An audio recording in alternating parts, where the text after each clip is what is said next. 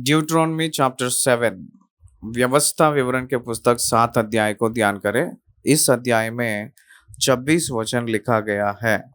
इस अध्याय में इस्राएली लोग जो यात्रा करके अभी पहुंचने जा रहे हैं, जिस देश परमेश्वर ने उन लोगों को देने के लिए वादा किए थे, उस देश में जो अभी निवास कर रहे हैं, जो 7 जाति के लोग, उन लोगों को परमेश्वर ने दंड देकर भगाकर उस भूभाग को, उस वादा किया हुआ देश को इस्राएलियों को देने के लिए जो कहे थे प्रभु ने, उस बातें इस अध्याय में लिखाया गया है।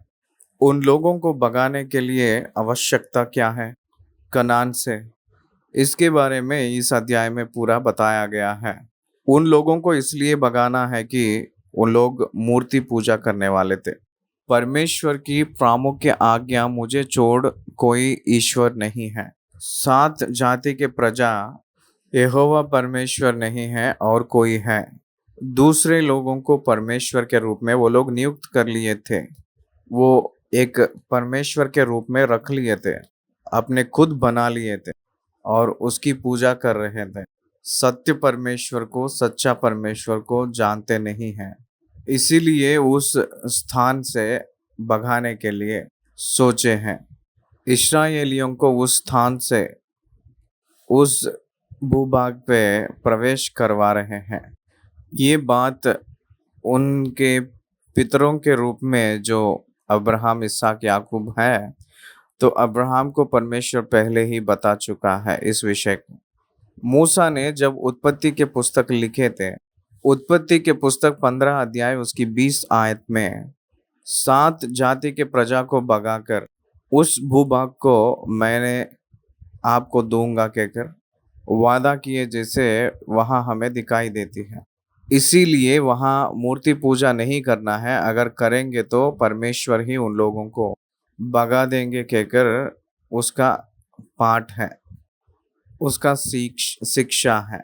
इसलिए यहाँ 7 जाति के प्रजा के बारे में बताकर और इस्राएली लोग उस भूभाग पे कैसे निवास करना है, कैसे रहना है कहते हैं। पहले 6 वचनों में हम लोग देख सकते हैं कि वहाँ उन लोगों से कैसे अलग जीवन जीना है। 7 अध्याय के पहले 6 वचनों में अलग करने के विषय के बारे में प्रत्येक रूप का कानून है। 7 और 8 आयतों में परमेश्वर इस्राएलियों को चुनने का कारण इस्राएलियों की महानता के वजह से नहीं है, कि वो परमेश्वर की योजना है कहकर परमेश्वर बताए थे। 9 और 10 आयतों में परमेश्वर की व्यक्तिगत वर्णन किया गया है। 11वीं वचन से लेकर इस अध्याय की आखिरी तक, 11 आयत से लेकर आखिरी वचन तक 27 प्रकार की आशीषें, 27 ब्लेसिंग्स, कंडीशनल ब्लेसिंग्स, शर्तों से, शर्त लागू से जो आशीषें, जिस अध्याय ने जो व्यवस्था विवरण 28 की पहली आयत में कहा गया है, उसके बारे में विवरण इस अध्याय में है। तो आइए हम लोग पहले आयत से इस अध्याय को ध्यान करें। पहला वचन, फिर जब तेरा परमेश्वर यहोवा तुझे उस देश में जिसके अधिकारी होने को तू जाने पर है पहुंचाए और तेरे सामने से हित्ती, गिरगाशी, एमोरी, कनानी, परिज्जी, हिब्बी और यबूसी नामक बहुत सी जातियों को, अर्थात तुमसे बड़ी और सामर्थी 7 जातियों को निकाल दे। परमेश्वर यहोवा उस देश में जिसके अधिकारी होने को तू जाने पर है। आप लोग यहाँ एक प्रत्येक विषय को ग्रहण करना है। आप लोगों को 2 विषय मैंने बताऊंगा। पहला, आप लोग जिस देश को अपनाने जा रहे हैं, अधिकार होने जा रहे हैं। दूसरी शब्द, यहोवा तुझे पहुंचाए। ये 2 शब्द सही हैं। जिस देश को तूने अधिकारी होने जा रहा है, यूर एफर्ट, आपकी यत्न उस शब्द में दिखाई दे रहे हैं, क्योंकि तूने अपनाने जा रहा है, अधिकारी होने जा रहा है, इसका मतलब कारण तू ही है। दूसरा, यहोवा पहुंचाने जा रहे हैं, यहोवा ने अपना के दे रहे हैं। इसलिए इस मिशन में इस्राएल की परमेश्वर इस्राएलियों को सहभागी के रूप में किए हैं। कोई भी संख्या से भी ज्यादा होकर और आपके बल से भी बहुत बल होकर आपके सामने खड़ा रहेगा, क्या हम लोग उसको हरा सकते हैं? एक बार सोचिए इस बात को। अगर मान लीजिए एक व्यक्ति है तो कह सकते हैं हाँ, मुमकिन की बात है। लेकिन 7 जातियां, हर एक जात में जो है इस्राएल से भी संख्या में बहुत और बल में सामर्थ्य, बल में ज्यादा और संख्या में ज्यादा जो है, उन लोगों को कौन हरा सकते हैं? कोई भी नहीं हरा पाएगा।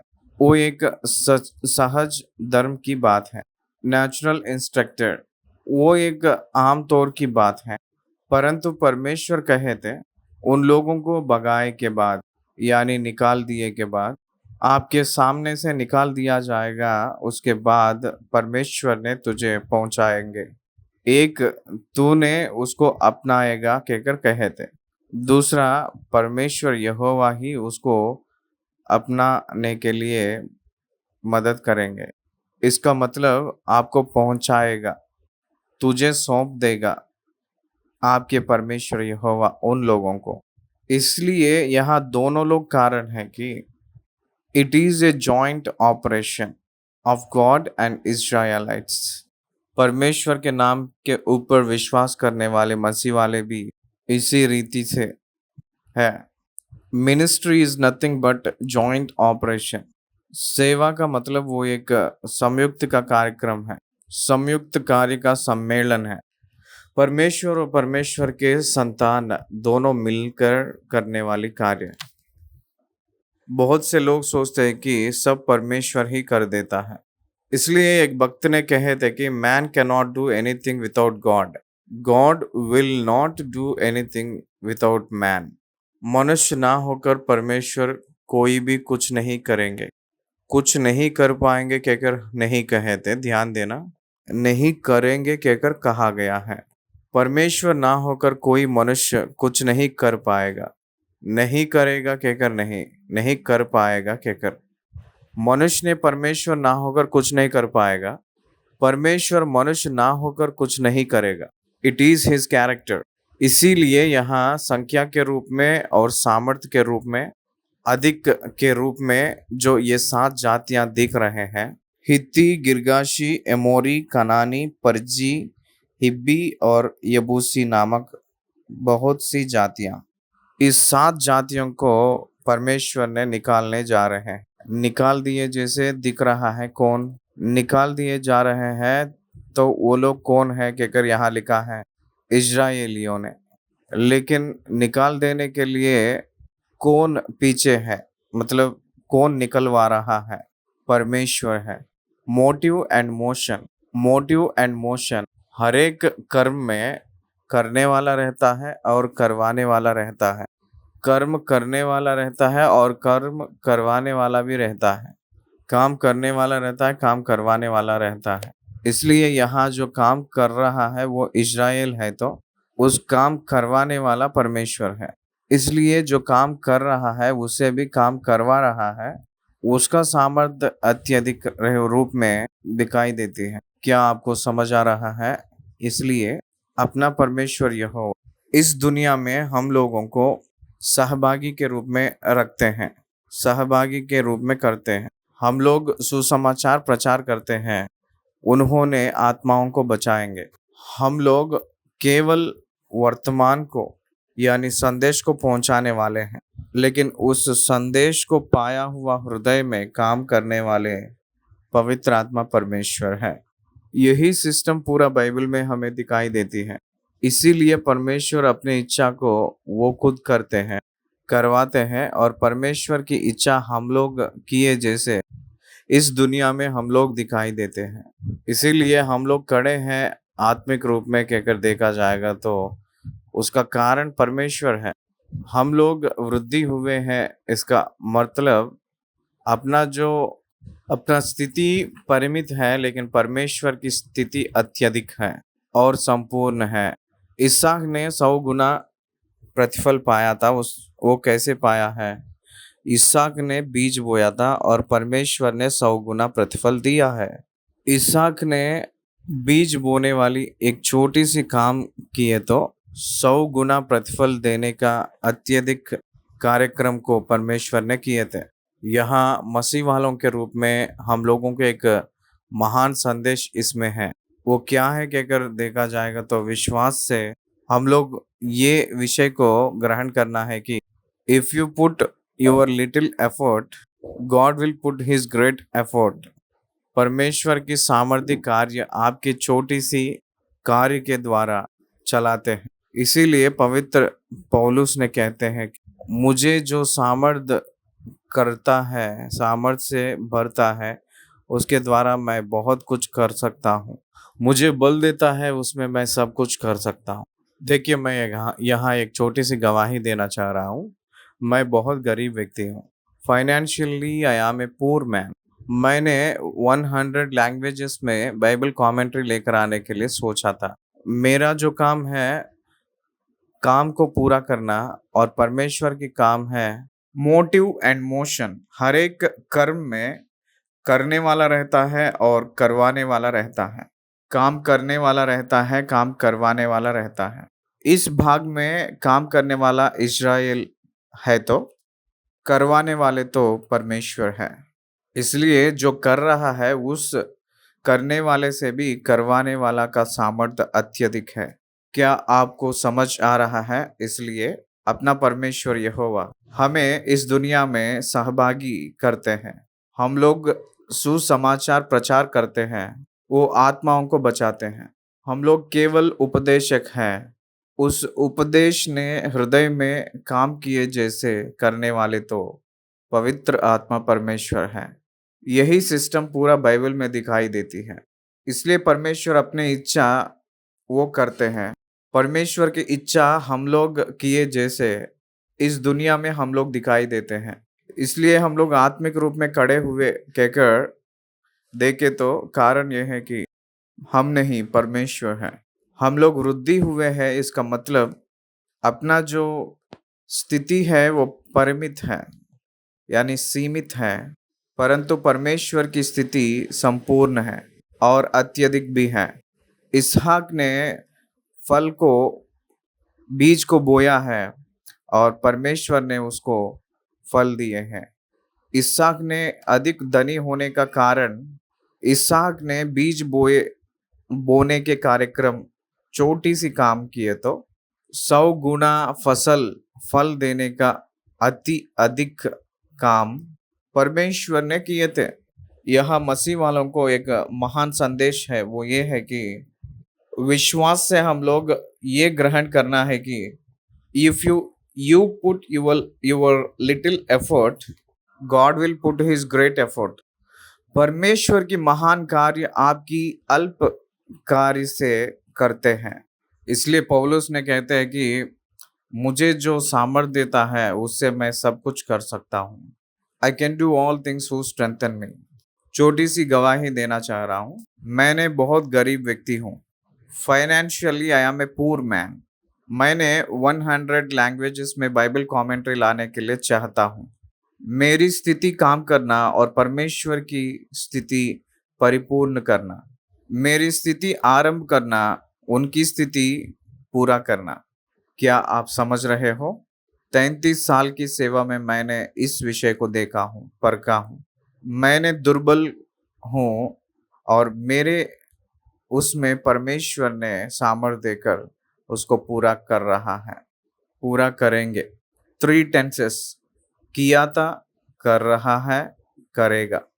किया है पास्ट टेंस, कर रहा है प्रेजेंट टेंस, करने वाला है करेंगे फ्यूचर टेंस। कल और आज और आगे हमेशा एक ही जैसा रहने वाला परमेश्वर है वो। He is alive. वो जीवित परमेश्वर है। इसलिए आपसे भी सामर्थी, आपको आपके अधीन करवाने वाला परमेश्वर, वो बाइबल ग्रंथ में हम लोग जो आराधना करते हैं, वो परमेश्वर है। लेकिन प्रैक्टिकली हम लोग उसको देख नहीं पा रहे हैं। इसीलिए हम लोग विश्वास में बढ़ोतरी नहीं है। मेरा प्रिय भाई और बहन, इस वचन में हर एक शब्द हम लोग अपने दिल में छिपाना है। फिर जब तेरा परमेश्वर यहोवा तुझे उस देश में जिसके अधिकारी होने को तू जाने पर है पहुंचाए और सामर्थी सातों जातियों को निकाल देगा। एक तलवार ना इस्तेमाल करके युद्ध किए थे इस्राएली लोगों ने। ये आश्चर्य की बात है ना। अगर आप न्यायों के पुस्तक के ग्रंथ को आप लोग देखें तो एक हथियार ना इस्तेमाल करके गिद्योन ने जो इस्तेमाल किया था, उस युद्ध हमें दिखाई देती है। अमोनियों के ऊपर जो जनगणन नहीं कर पाते हैं, उस रेती के बालों के किनकों के समान जो सेना है, उन लोगों के ऊपर मिट्टी के जो बर्तन यानी मटकों के समान जो बर्तनों को इस्तेमाल करके उनको विजय दिए थे इस्राएलियों को। हम लोग इसको देख सकते हैं न्यायों के पुस्तक में। मेरे प्रिय भाई और बहन, what do you think of your God? आपके परमेश्वर के बारे में आप क्या जानते हो, क्या समझ रहे हो? इस महान संदेश को स्वीकार कर। तेरे परमेश्वर तेरे द्वारा बहुत तुझसे बढ़कर कार्य करके उनकी महिमा लाते हैं। That is the God of the Bible. दूसरी आयत, और तेरा परमेश्वर यहोवा उन्हें तेरे द्वारा हरा दे और तू उन पर जय प्राप्त कर ले, तब उन्हें पूरी रीति से नष्ट कर डालना। परमेश्वर उनकी कोर्स ऑफ एक्शन में कुछ कमांडमेंट्स और कमांड्स इंसान को देते हैं, क्योंकि वो हमारे कमांडर हैं। कमांडो ऑपरेशन कमांडर व्यवहार करते हैं। We are all commanders of God and he is our commander. हम सब लोग उनकी सेना है और वो अपनी सेनाओं का अधिपति है, सेनापति है। जो वो कहेंगे वो हम लोग करना है। वो क्या कहे थे पता है? उन लोगों को नष्ट कर डालना, तब उन्हें पूरी रीति से नष्ट कर डालना, उनसे ना वाचा बांधना और ना उन पर दया करना। कुछ बातें बहुत कठिन लगता है। परमेश्वर की बातें परमेश्वर के सोचों के हिसाब से देखना है, ना कि मनुष्य के सोचों से हम लोग नहीं देखना है। ये बहुत अति प्रामुख्य पाठ है बाइबल में। अगर परमेश्वर कुछ भी कहे तो वो दैविक कोण में हम लोग समझना है, ना कि मनुष्य की कोण में नहीं। तो जितने भी बाइबल की विमर्शक करते हैं, वो सभी लोग परमेश्वर की वचन को मानव की कोण में से जज करते रहते हैं, मेजर करते रहते हैं। इसलिए उन लोगों को वचन अलग रूप से समझ आ रही है। एक एग्जाम्पल मैंने आपको बताऊंगा। बाइबल ग्रंथ में अभी हम लोग जो पढ़े हैं वो बात, तेरे द्वारा हरा दे और तू उन पर जय प्राप्त कर ले, तब उन्हें पूरी रीति से नष्ट कर डालना, उनसे ना वाचा बांधना और ना उन पर दया करना और ना उनसे ब्याह शादी करना, ना तो अपनी बेटी उनके बेटे को ब्याह देना और ना उनकी बेटी को अपने बेटे के लिए ब्याह लेना। ये सारे बातें अभी जो हम लोग पढ़े थे, वो सारे बातें को देखेंगे तो मानवता की ओर से ह्यूमन एक्ट के रूप में वो एक अलग लगता है। ह्यूमन एस्पेक्ट में रॉन्गली गाइडिंग पीपल के रूप में दिखाई देती है। क्या है परमेश्वर ऐसे क्यों कहता है? ऐसे कैसे बोल सकते हैं परमेश्वर? सबको नष्ट कर डालो कह रहे हैं, दया ना दिखाओ कह रहे हैं, सबको निकाल दे कहकर कह रहे हैं, अपने जो बेटी उन लोगों को नहीं देना है कहकर बोल रहे हैं, और उनके बेटी अपने लड़के के लिए ब्याह नहीं करना है, लाना है कहकर कह रहे हैं। क्या है ये परमेश्वर? इसलिए we don't want this God कहकर अन्य लोग बोल रहे हैं। इस संसार के लोग परमेश्वर को मुझे नहीं चाहिए कहकर कह रहे हैं। God has his own reason. परमेश्वर अपनी प्रजा को जिसको ने उन्हें प्रतिष्ठित किए हैं, वो अपने सोच के हिसाब से अपने इच्छा के अनुसार खड़ा करने के लिए उस 7 जातियों के प्रजा लोगों को नष्ट कर डालो कहते हैं। किसी के ऊपर दया ना करो कहकर कहते हैं। क्यों कहकर देखे तो गॉड इज द जज, द अल्टीमेट जज इज द गॉड। मनुष्य को अंतिम न्याय करने वाला परमेश्वर है। इसीलिए उन लोगों को न्याय करने जा रहा है परमेश्वर कहकर समझना है। मूर्ति के पूजक लोग ऑलरेडी न्याय उन लोगों का हो चुका है।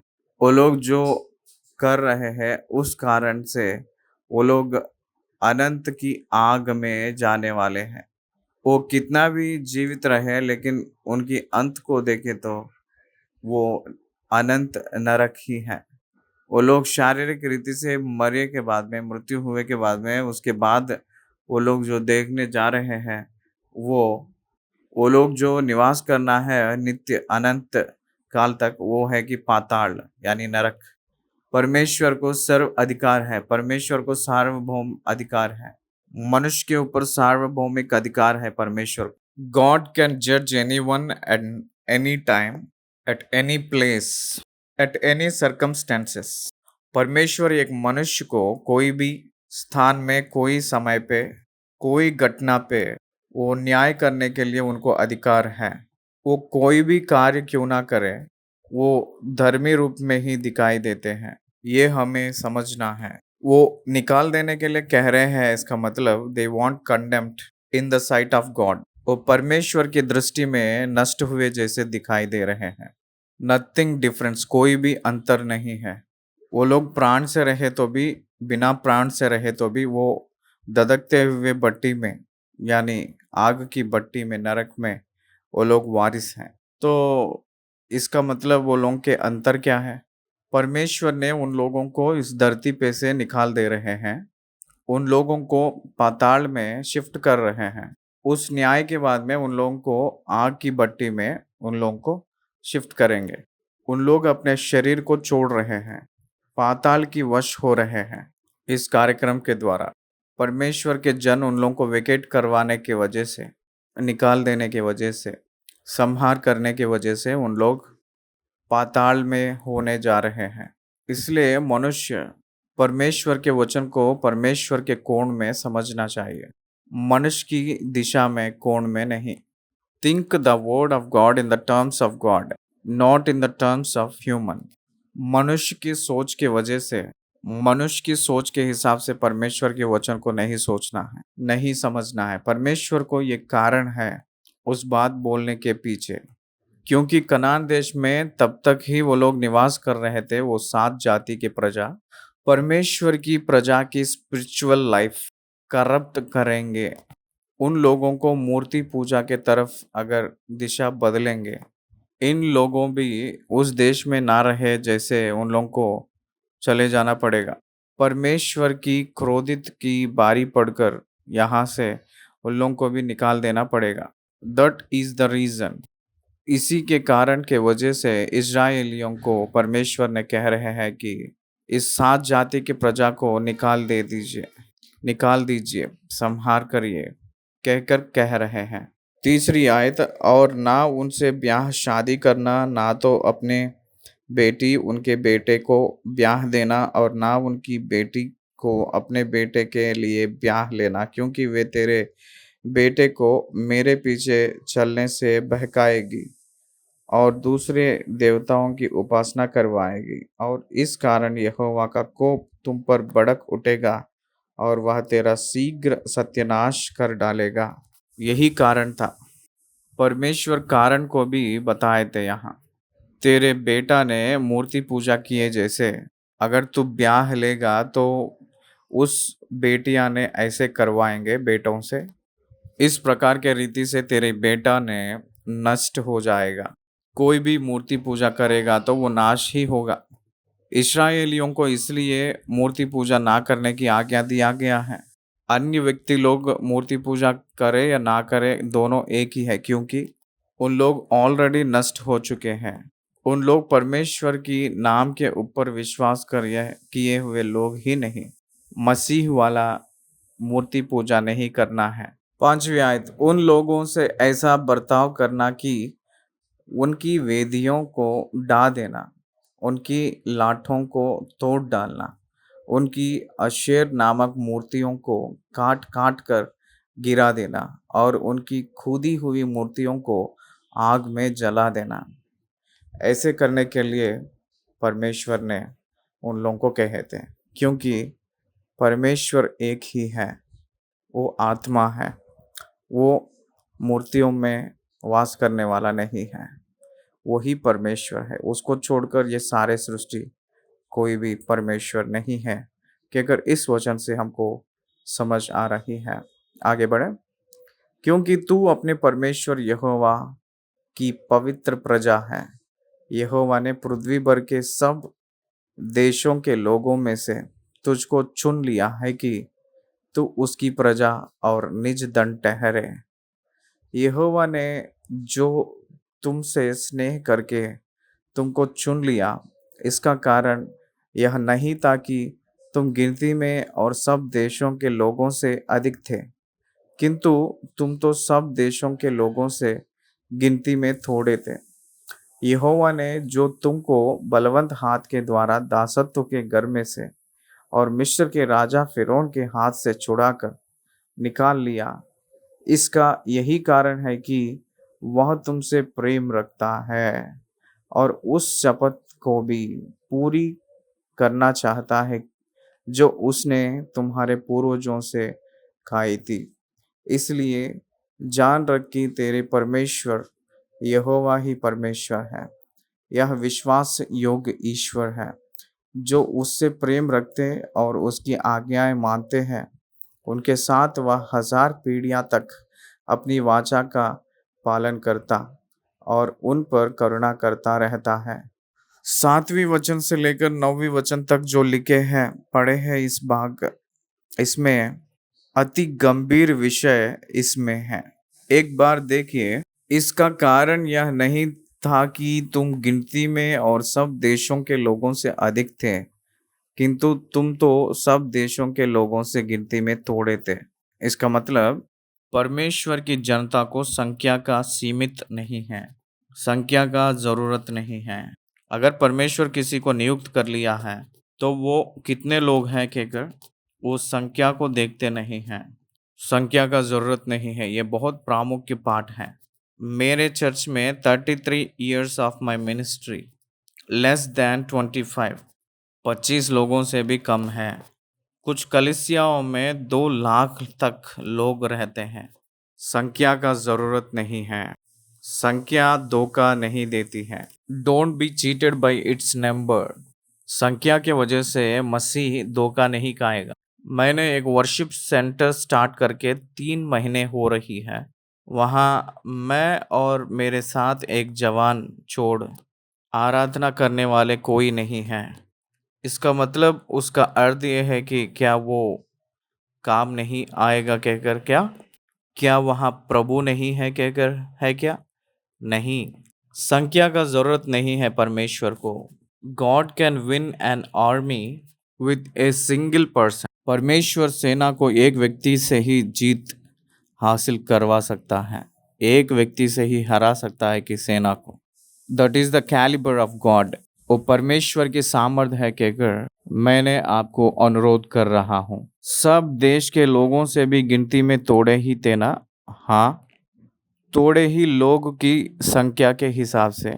गिनती में जो सीमित नहीं है, उस सेनाओं को हराने की इतिहास बाइबल में हमें दिखाई देती है। वो इस्राएलियों को पता है 1000 को भगाएगा। कैसे ये संभव है? एक व्यक्ति हजारों को कैसे भगा सकता है? कैसे संभव है ये बात? परमेश्वर से सब कुछ संभव है। तुम तो सब देशों के लोगों से गिनती में तोड़े ही थे। परमेश्वर ने प्रश्न पूछ रहे हैं। 8 आयत, यहोवा ने जो तुमको बलवंत हाथ के द्वारा दासत्व के घर में से और मिस्र के राजा फिरौन के हाथ से छुड़ाकर निकाल लिया, इसका यही कारण है कि वह तुमसे प्रेम रखता है। 8 आयत में ध्यान से देखेंगे तो के कहकर जो शब्द आया है उसको आप अंडरलाइन कर लेना है। यहोवा ने जो तुमको बलवंत हाथ के द्वारा दासत्व के घर में से और मिस्र के राजा फ़िरौन के हाथ से छुड़ाकर निकाल लिया। इसका यही कारण है कि तुम से प्रेम रखता है।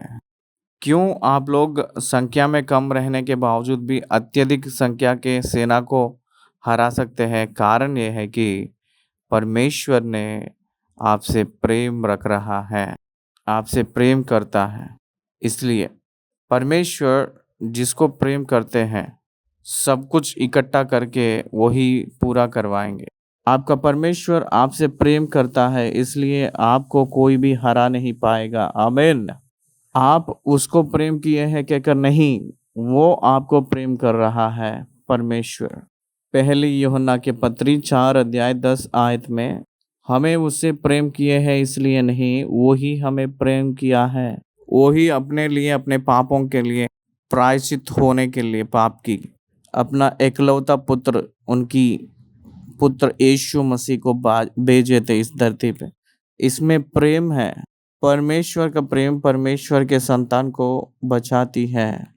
परमेश्वर का प्रेम परमेश्वर के बच्चों को पोषण करती है। परमेश्वर का प्रेम परमेश्वर के बच्चों को वही पालती है। परमेश्वर का प्रेम परमेश्वर की संतान को जय देती है। क्या आप समझ रहे हो? इसलिए ये परमेश्वर आपसे बहुत प्यार कर रहे हैं। That is the reason for your victory.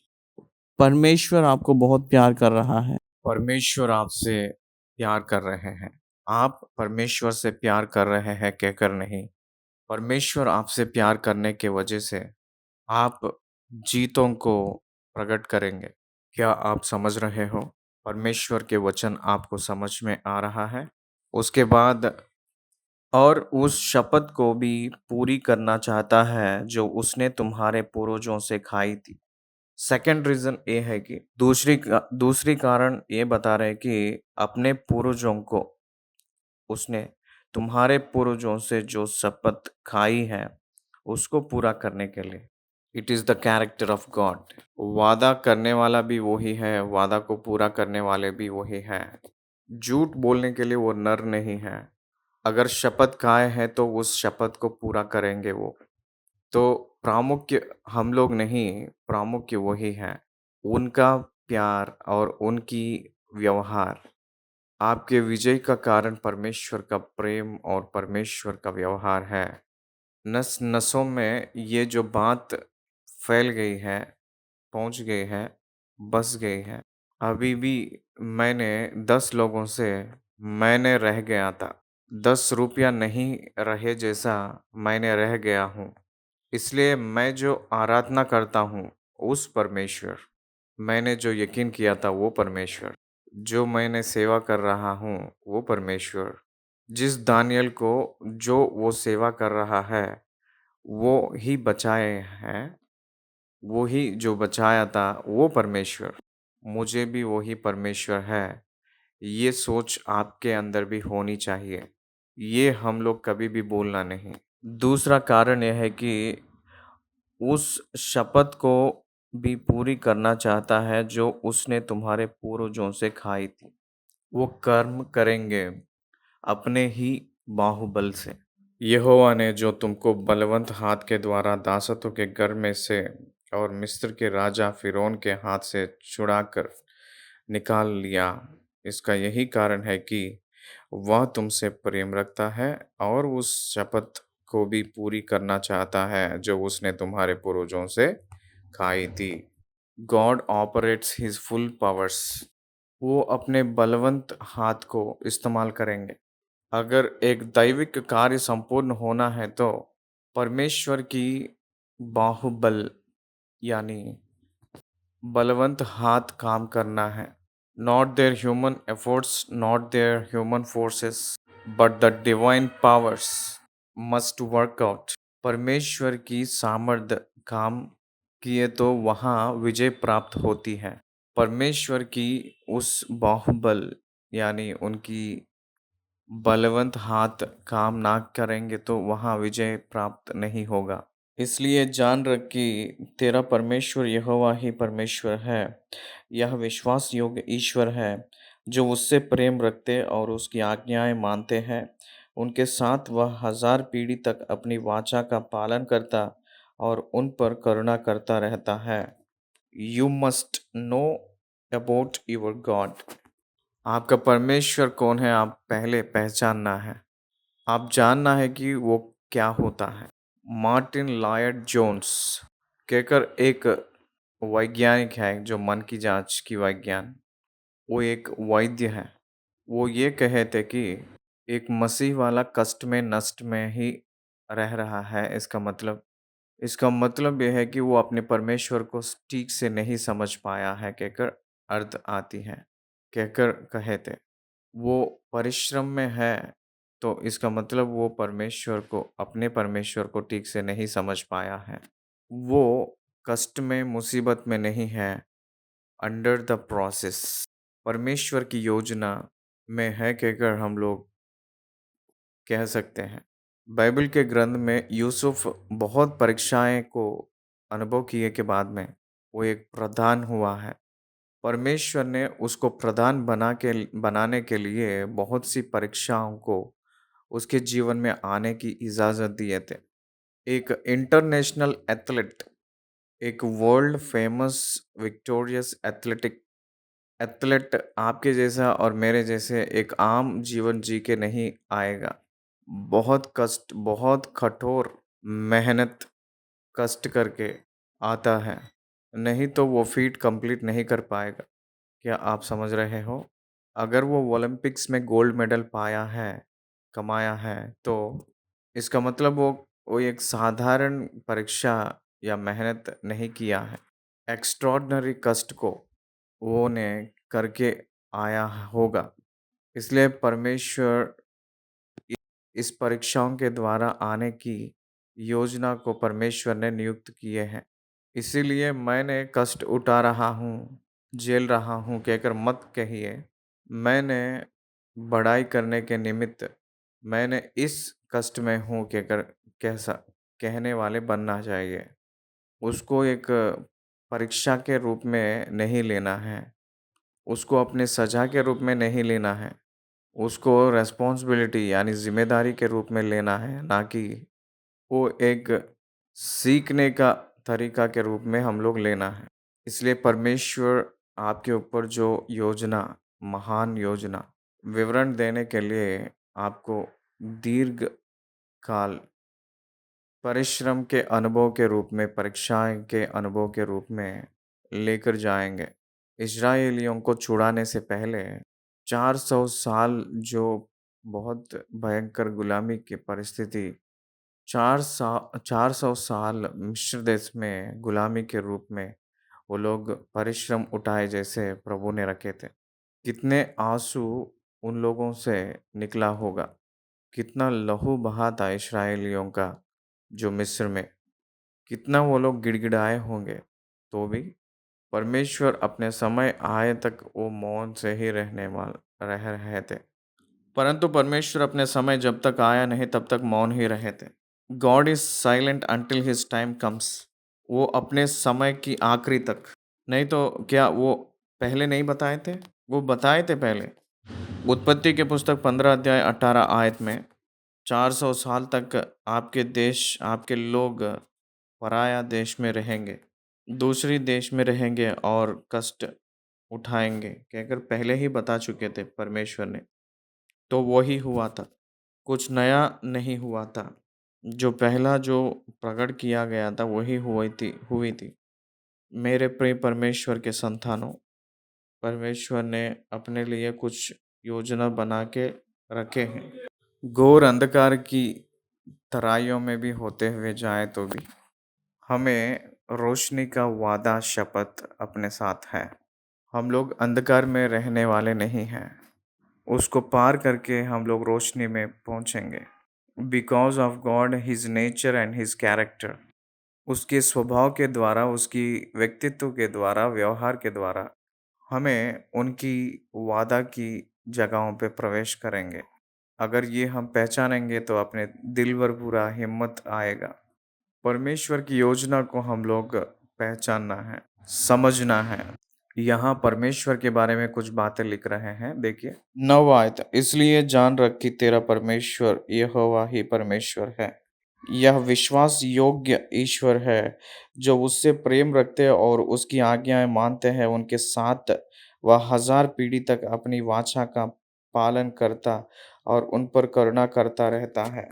परमेश्वर ने वाचा को पालन करता है, मनुष्यों नहीं।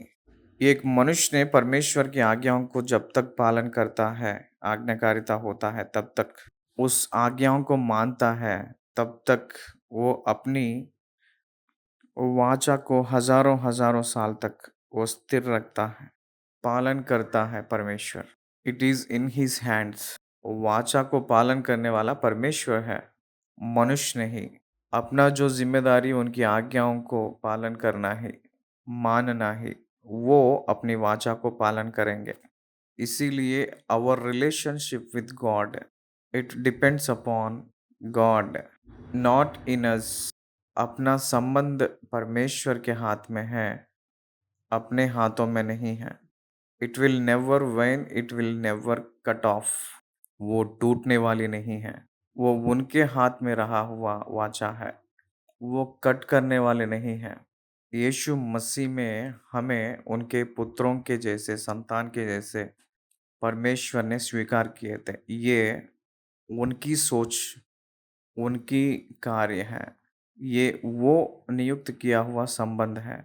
ये हम लोग नियुक्त किए हुआ नहीं है, नियुक्त किया हुआ नहीं है।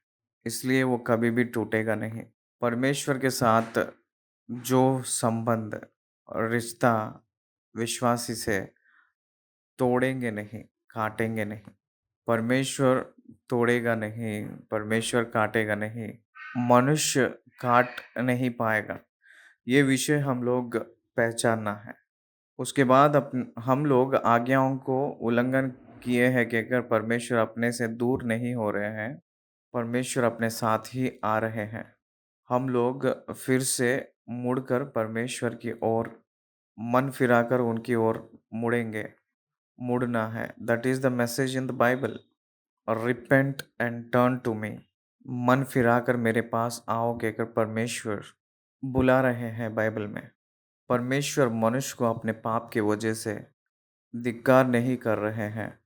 उन लोग पाप किए तो भी उनको अपना बुलाहट देते हुए वापस पीछे मुड़कर अपने ओर आइए कहकर बुला रहे हैं। ये इस अनुग्रह काल में इस समय हो रहा है। आपकी पाप के वजह से परमेश्वर आपको नहीं छोड़ रहे हैं। आपके पाप की वजह से आप पश्चाताप होकर वापस आना है कहकर वो अपने मन में चाह रहे हैं। ऐसे चाहते हुए आपके पीछे ही हो ले रहते हैं। आपके नज़दीक ही है, आपसे दूर नहीं है। आप दूर हो जाने के बावजूद भी वो आपके करीब ही आ रहे हैं। ये अनुग्रह काल में परमेश्वर जो कर रहे हैं, वही अनुग्रह कार्य है और उन पर करुणा करता रहता है। और जो उससे बैर रखते हैं, वह उनके उनके देखते उनसे बदला लेकर नष्ट कर डालता है। अपने बैरी के विषय वह विलंब ना करेगा, उसके देखते ही उससे बदला लेगा।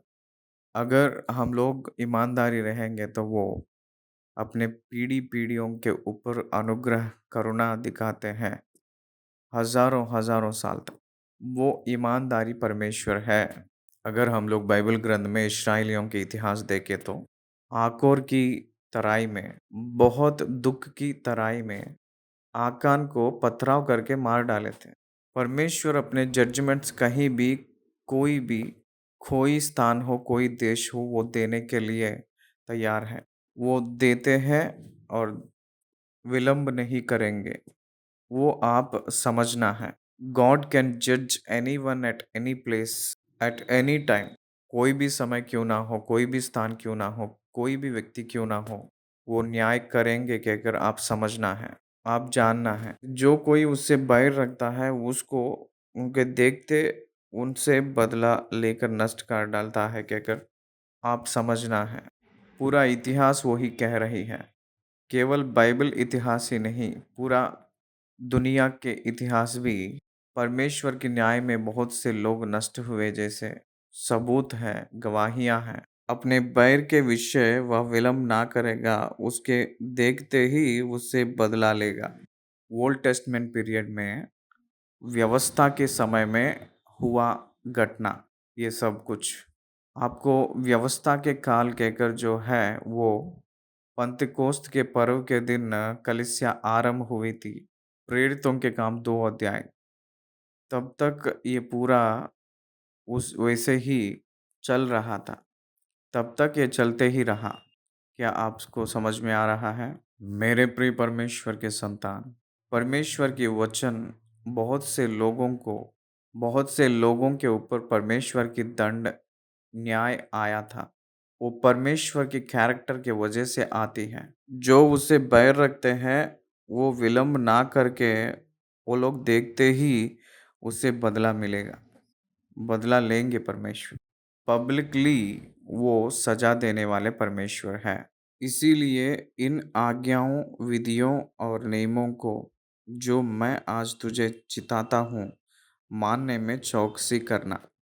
धर्म का मतलब आज्ञाएं और विधियों, उसको अनुकरण करते हुए आप चलना है।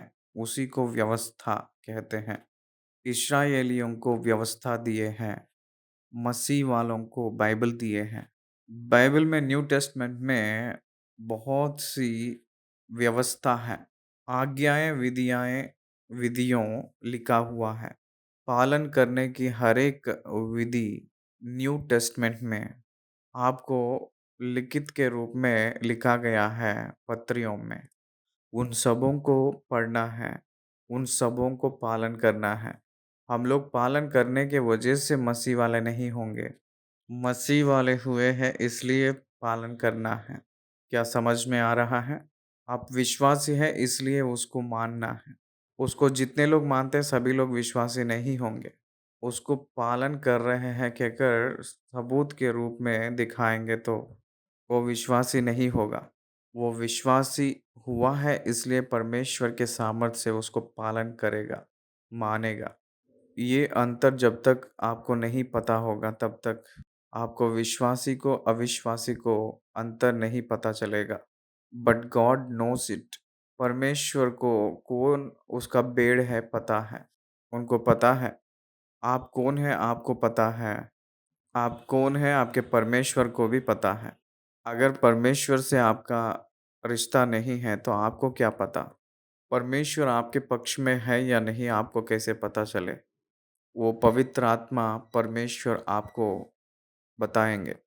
आपको कंफ्यूजन में कभी भी नहीं रखता है परमेश्वर ने, क्लैरिटी से रखते हैं।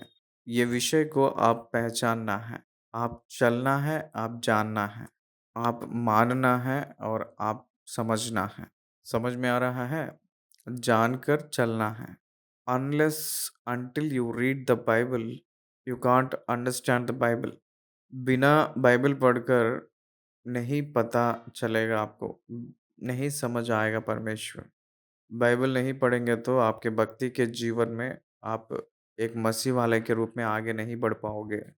आपकी सोचों में कभी भी करप्शन नहीं लाना है, पोल्यूशन आने नहीं देना है। इसीलिए क्लियर वर्ड ऑफ गॉड आपके अंदरूनी में भर जाना चाहिए।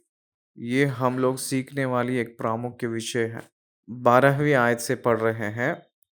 कंडीशन से मिलने वाली आशीषें 27 है। यहाँ लिखा गया है 12 वचन से लेकर इस अध्याय के आखिरी तक हमें इस आशीषों को देखते हैं।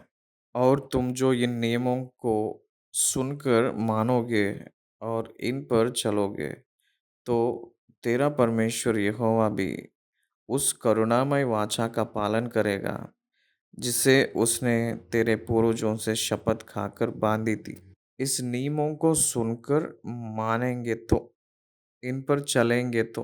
कंडीशनल ब्लेसिंग का मतलब शर्त से, आज्ञा पालन किए तो आशीष।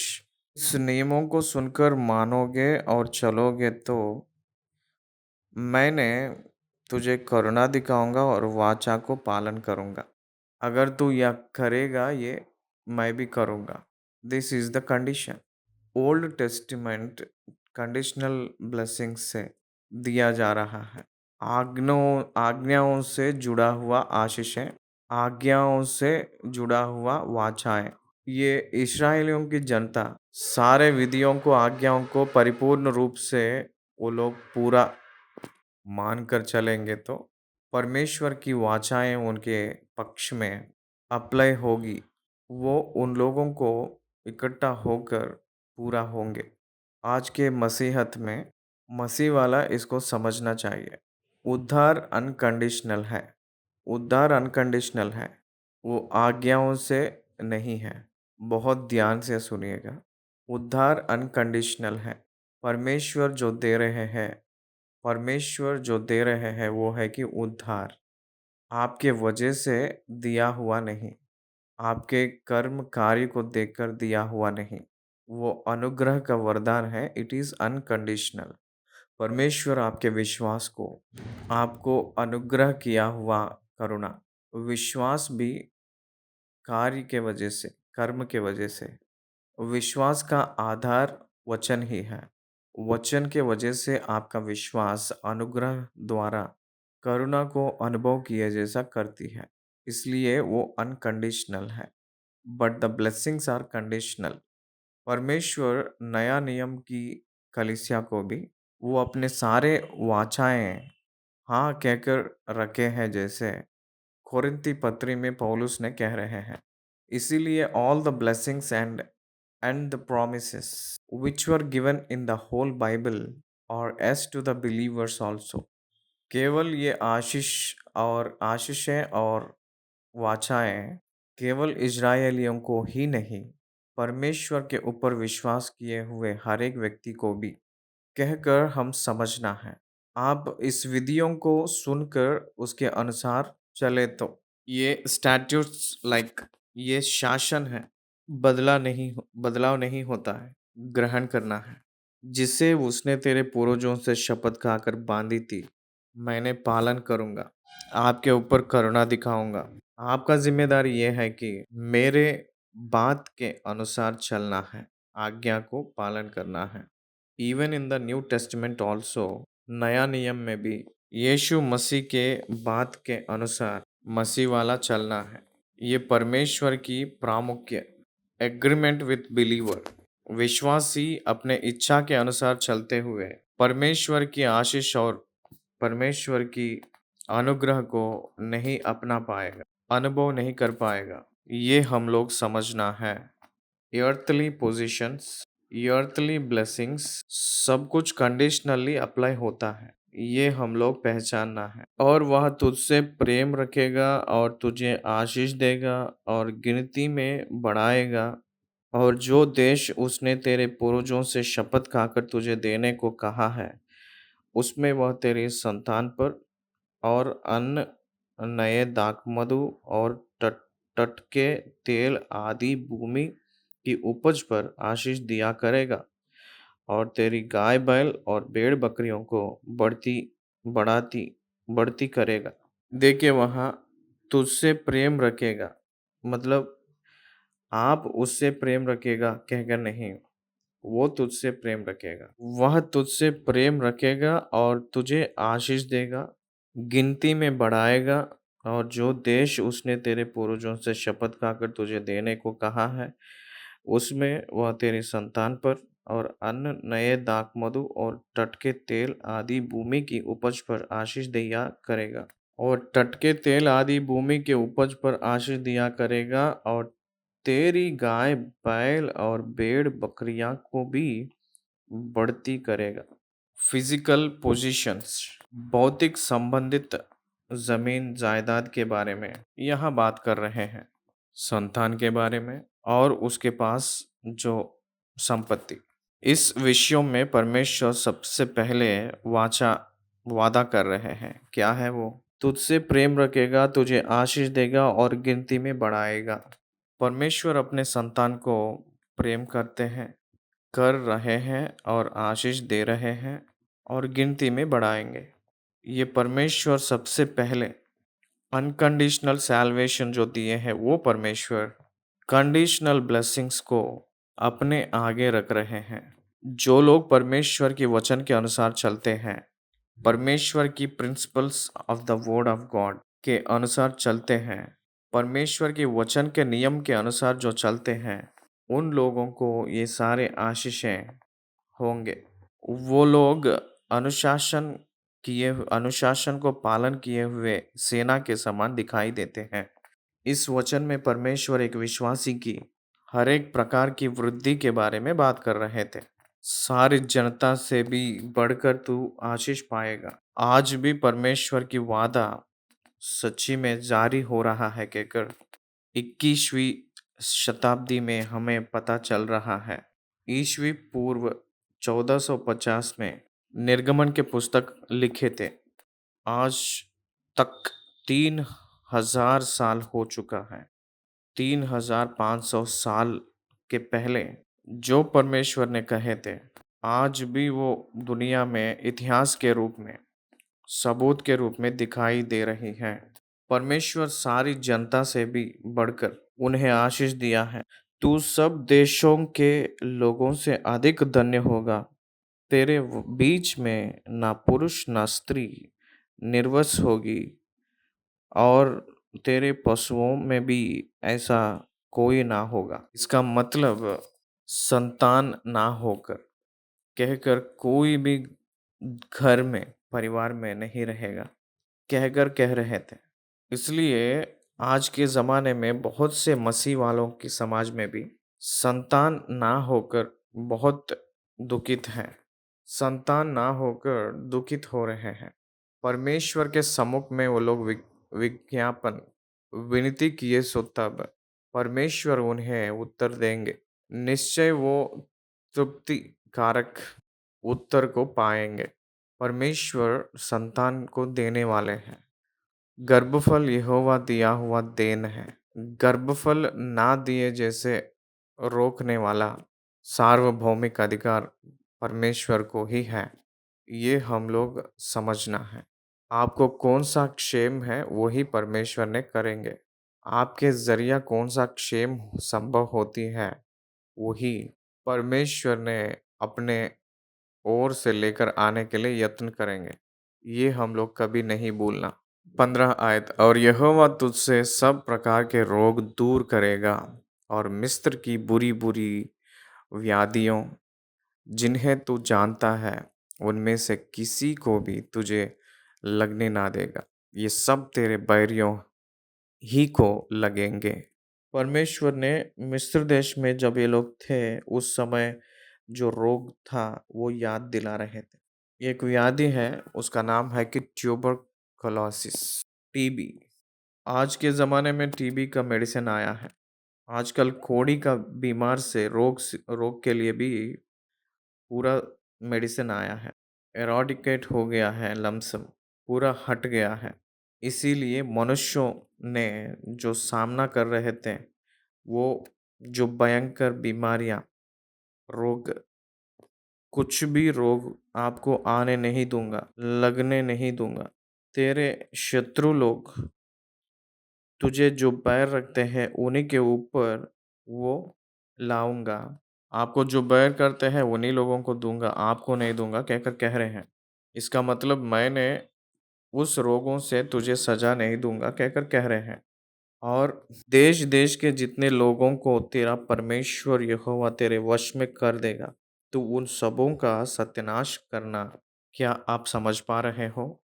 आपका परमेश्वर यहोवा तेरे वश में कर देगा, तू उन सबों को सत्यानाश कर। सबों को परमेश्वर ने उनके हाथों पे सौंप रहे हैं टू किल देम, उन लोगों को मार डालने के लिए, नाश करने के लिए। इस्राएलियों को, वो ही जातियों को, वो जात अलग अलग जातियों को दे रहे हैं।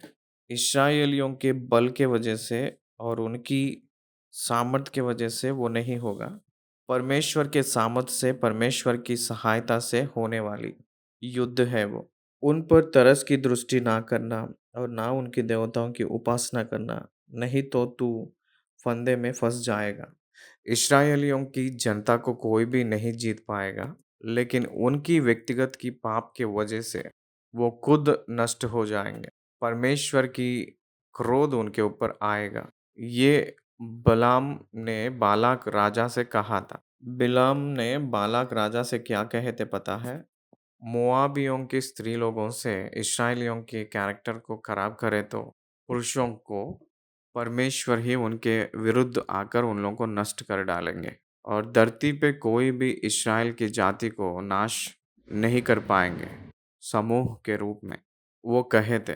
उसी रीति से स्त्री लोग मोआबियों की पर्व में बुलवाकर उन लोगों से व्यभिचार करवाकर और इस्राएलियों ने परमेश्वर के क्रोध की नीचे पड़े जैसे किए हैं। तो फंदे में फंसेगा मतलब आप क्रोध के नीचे पड़ेंगे कहकर अर्थ आती है। यदि तू अपने मन में सोचे कि वे जातियां जो मुझसे अधिक हैं तो मैं उनको कैसे देश से निकाल सकूंगा, तो भी उनसे ना डरना। अपने मन में सोचे कहकर जो शब्द है वो डाउट को दिखा रही है। Don't doubt God and don't doubt yourself. परमेश्वर को शंक मत कर। जब परमेश्वर को नहीं शंक कर रहा है तो अपने आप को भी शंक ना करना। परमेश्वर आपके द्वारा जो कर रहे हैं उस कार्य को आप क्यों शंक करेंगे? आपके परमेश्वर आपके द्वारा जो करने जा रहे हैं महान कार्य, आपके द्वारा वो कार्य परमेश्वर कर रहे हैं तो उसका कारण आप नहीं हैं कहकर जब आपको पता है तो आप क्यों संकोच करते हो? शक करने का ज़रूरत नहीं है, क्योंकि अपना परमेश्वर सर्वशक्तिमान परमेश्वर, सर्वज्ञानी परमेश्वर है, सर्व संपत्ति परमेश्वर है। वो जो संकल्प करते हैं वो कोई भी निष्फल नहीं होती है कहकर समझना है हमें। इसलिए ये जातियाँ जो मुझसे अधिक है तो मैं उनको कैसे देश से निकाल सकूँगा कहकर मत सोचो, तो भी उनसे ना डरना। ये आपके वजह से नहीं हो रहा है, ये परमेश्वर की वजह से हो रहा है। इसलिए उन्हें डरना मत। जो कुछ तेरे परमेश्वर यहोवा ने फ़िरौन से और सारे मिस्र से किया, उसे भली-भाँति स्मरण रखना। जो बड़े-बड़े परीक्षा के काम तूने अपने आँखों से देखे और जिन चिन्हों और चमत्कारों और जिस बलवन्त हाथ और बढ़ाई हुई भुजा के द्वारा तेरा परमेश्वर यहोवा तुझको निकाल लाया, उनके अनुसार तेरे परमेश्वर यहोवा उन सब लोगों से भी जिनसे तू डरता है करेगा। स्त्रियों से जैसे बड़े-बड़े परीक्षा के काम तूने अपने आँखों से देखे और जिन चिन्ह, चमत्कार, बलवन्त हाथ, बढ़ाई हुई भुजा के द्वारा तेरा परमेश्वर यहोवा तुझको निकाल लाया, उनके अनुसार तेरे परमेश्वर यहोवा उन सब लोगों से भी जिनसे तू डरता है करेगा। तेरे शत्रुओं को भी वैसे करेगा। तूने अपने इतिहास को याद रखो, भविष्य में वो रिपीट होगा। हिस्ट्री रिपीट्स कहकर बोल रहे थे। भली भांति स्मरण रखना। Don't forget the works of God in your life. परमेश्वर की आश्चर्य काम आपके जीवन में किया हुआ कभी भी भूलना नहीं। परमेश्वर जो किए हैं उस कार्यों को याद किए सो तब विश्वास में आप बलवंत होगे। आत्मा में हिम्मत आएगा। आपको हिम्मत आएगी। आपको आशा होगा। आपके परमेश्वर के ऊपर संपूर्ण यकीन आपके जीवन में आएगा। आपके ऊपर आपको खुद यकीन आएगा। शत्रुओं के ऊपर जय पाने का बल आप परमेश्वर की बातों से ही पा सकते हो। एक गिफ्ट के रूप में पाओगे। ये आपको समझना है। 20 आयत इससे अधिक तेरे परमेश्वर यहोवा उनके बीच बरे भी जाएंगे, बरे बर्रे भी भेजेगा, यहाँ तक कि उनमें से जो बचकर छिप जाएंगे वे भी तेरे सामने से नष्ट हो जाएंगे। इसका मतलब आप नष्ट किए के बाद में जो बचे कुचे हैं उन लोगों को और भी चिपके रहने वाले कुछ शत्रु लोग इस्राएलियों को देखकर डर के नाते छिप जाते तो उन लोगों को बर्रे के द्वारा उनके ऊपर भेजकर उन लोगों को नष्ट कर डालेंगे कह रहे हैं। उनसे भय ना खाना, क्योंकि तेरा परमेश्वर यहोवा तेरे बीच में है। और वो महान और भय योग्य ईश्वर है। वो महान परमेश्वर है, भय योग्य ईश्वर है। यहोवा तेरे बीच में है, इस्राएलियों के बीच में है। सैंक्चुरी कहते हैं, परम पवित्र स्थान।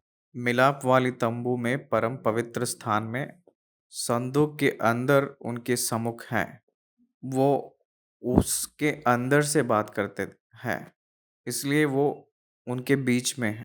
उनके बीच में जब तक वो संदूक का जो वस्तु है, तब तक उन लोगों को हार नहीं हुआ था।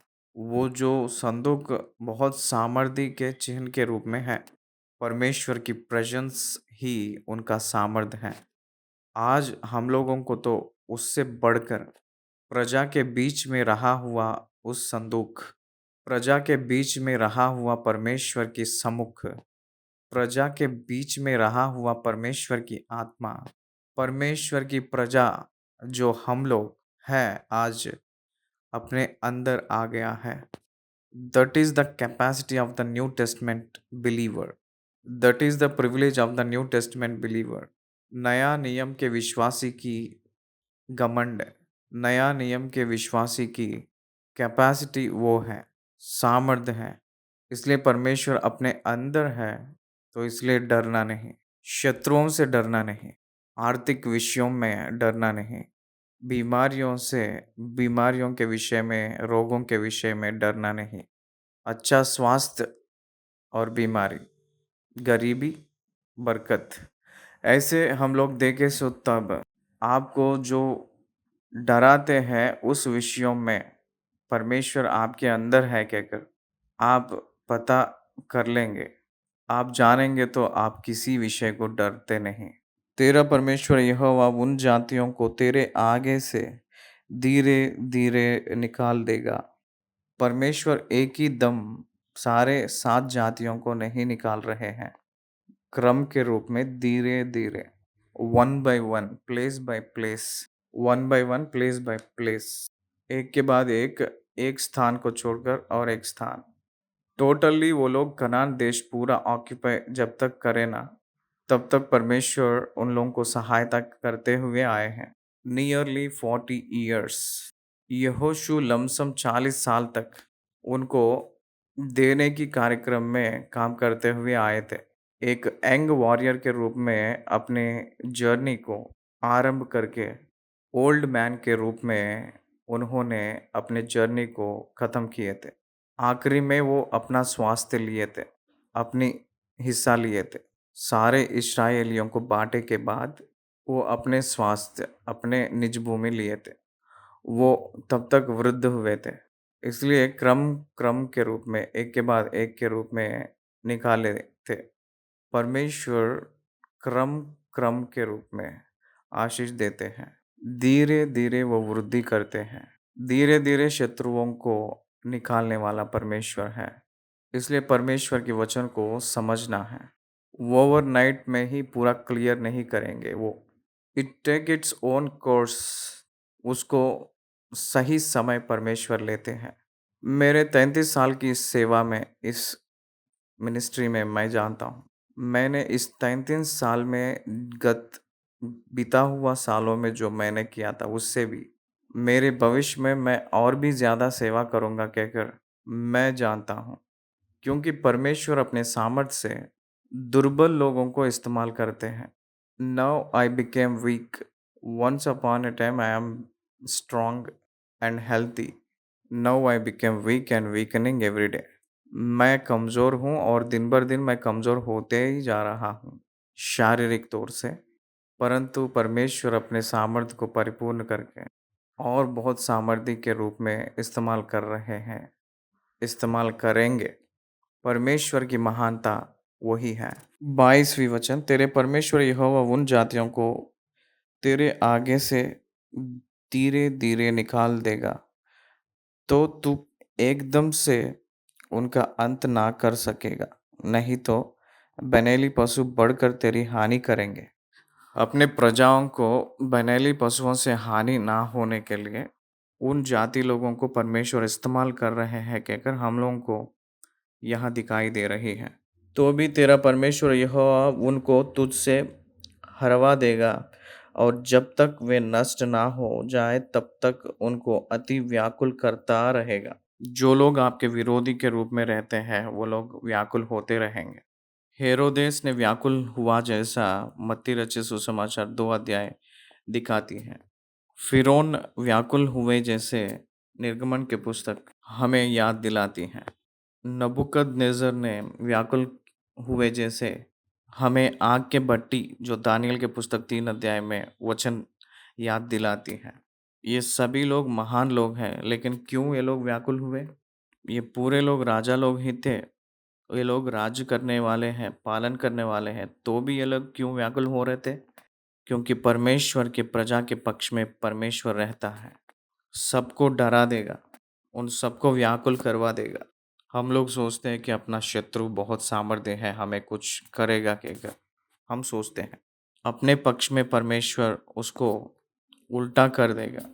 वो डरे जैसा परमेश्वर करेंगे, उन लोगों को हिला देगा। किस प्रकार का परमेश्वर है हमें?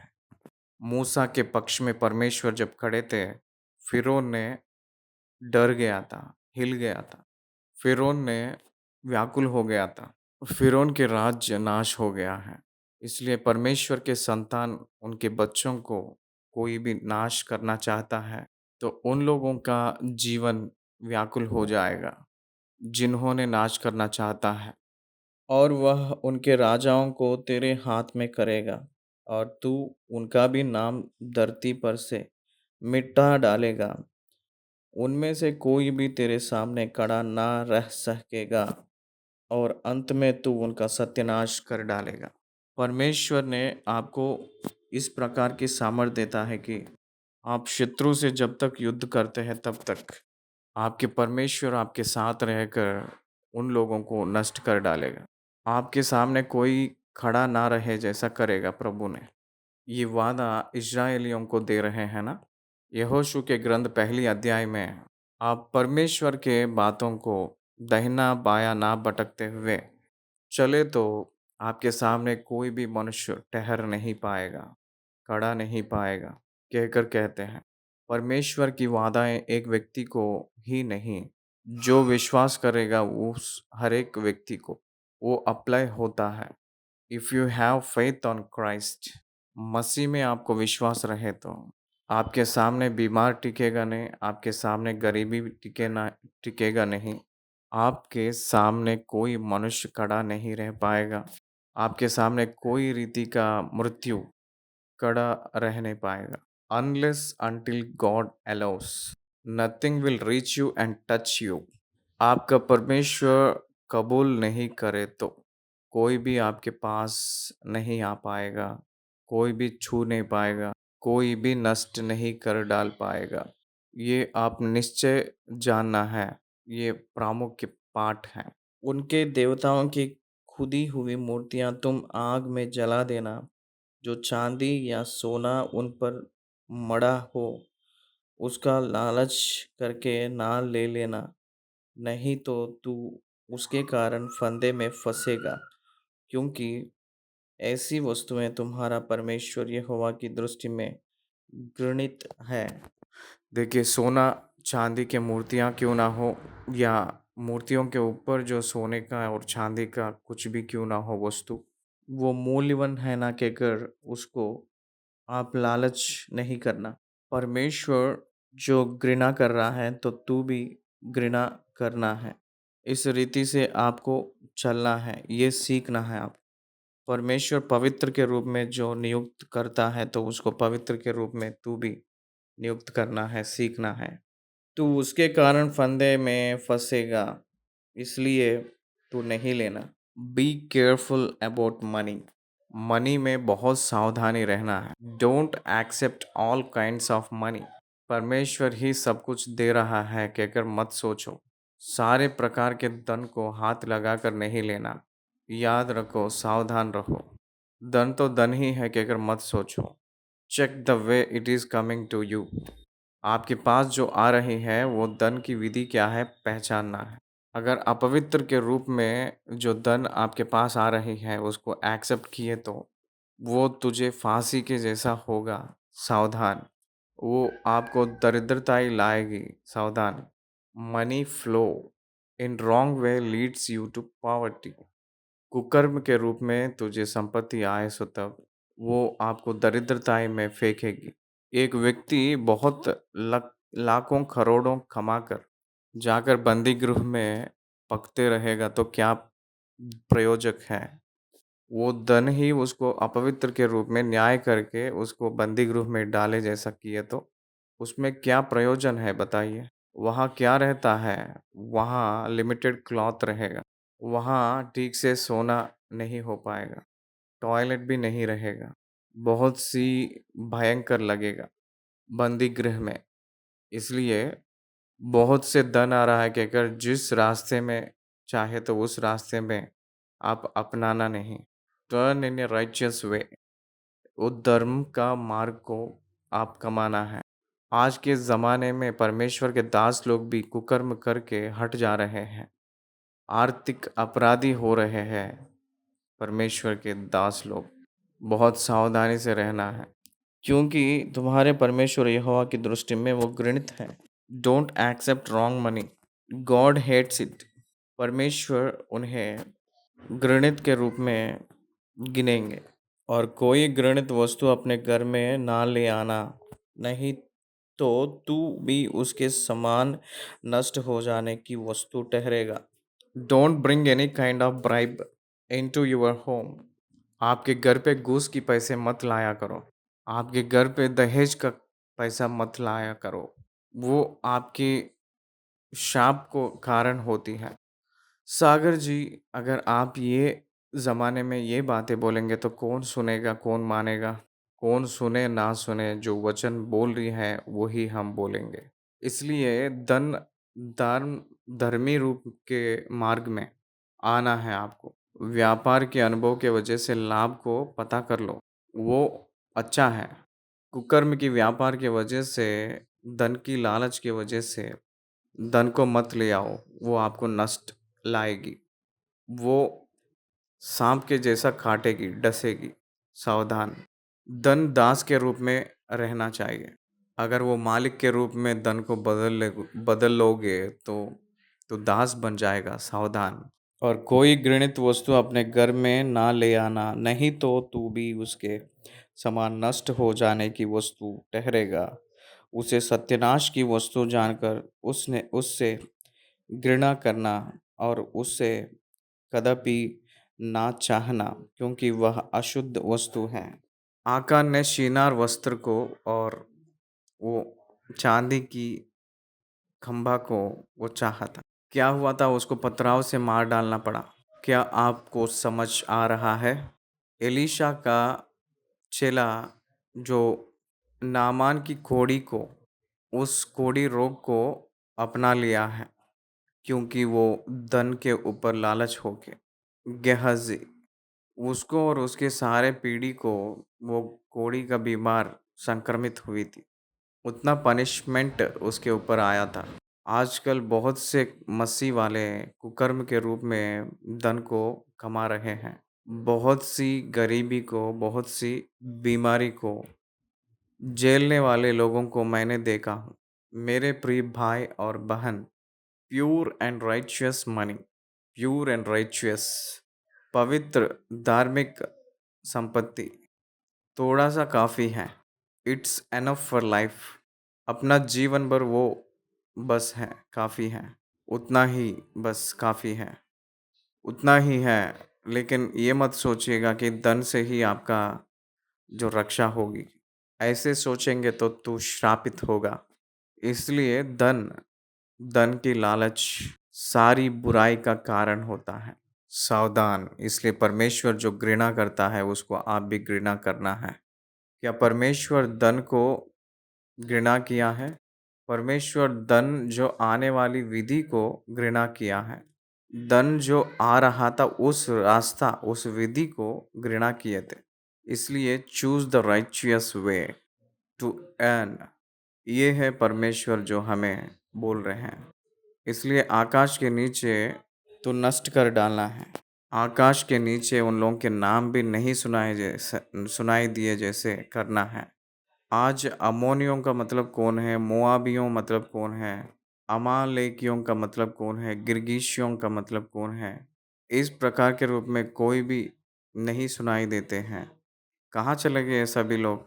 ये सारे जातियाँ इस्राएलियों के जनता ईस्वी पूर्व ईस्वी पूर्व 2000 साल से अब्राहम के काल से ऐतिहासिक रूप में खड़ा हुआ जाति, फलाना जाति इतने सालों से इतना हिस्ट्री पाई है कहकर जनरेशन बाय जनरेशन जो कह सकते हैं, दुनिया में एक ही जात है, वो इस्राएल जात है।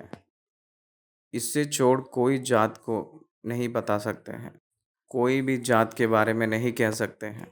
उसका इतिहास नहीं मिलेगा। उतनी स्पष्टीकरण के रूप में परमेश्वर ने बाइबल में लिखवाए थे।